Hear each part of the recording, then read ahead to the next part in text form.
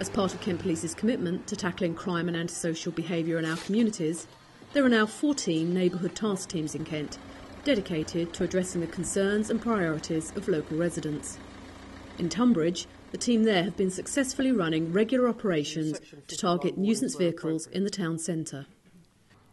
We asked the local community what their concerns were, and they all came back to us to say that nuisance vehicles were a major concern. And with the "you said, we did," we're going to use the NTT to support the neighbourhood teams and other officers tonight to deal with this issue. Kent Police first trialled neighbourhood task teams at the end of 2007, and due to their success, they've now been set up across the whole of Kent.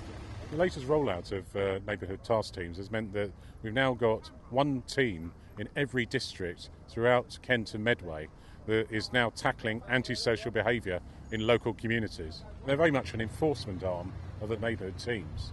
So the neighbourhood teams can call on the neighbourhood task teams to deal with problems that are long-term or the more difficult problems that you get within our neighbourhoods. We're tackling antisocial behaviour because one of the features about Kent is we have relatively low levels of crime, but very high levels of fear of crime.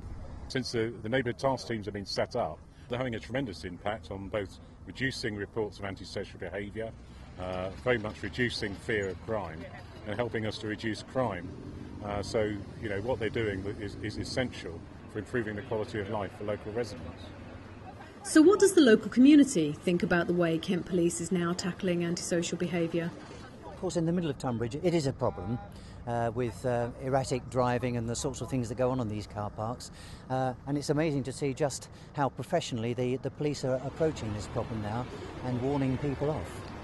The Tunbridge NTT sort of views this kind of operation as a very positive message for the community, as they can see us responding to their concerns and their needs and their perception of what is required in the community. It also is a good opportunity for us to provide education for the drivers, most of whom are young, and also prosecute offenders where that is necessary. During this operation in Tunbridge, 29 vehicles were stop-checked and their drivers were spoken to about a variety of issues. Tonight we've seen several vehicles come in for noise exhausts.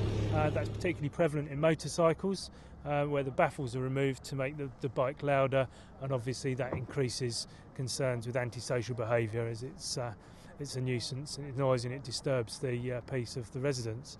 We've also had several vehicles brought in for various traffic offences, such as lights being inoperative, illegal number plates, and as a result of some of these vehicles coming in, searches have been carried out, and we've had one male arrested for possession of a small amount of cannabis, for which he has received a street caution.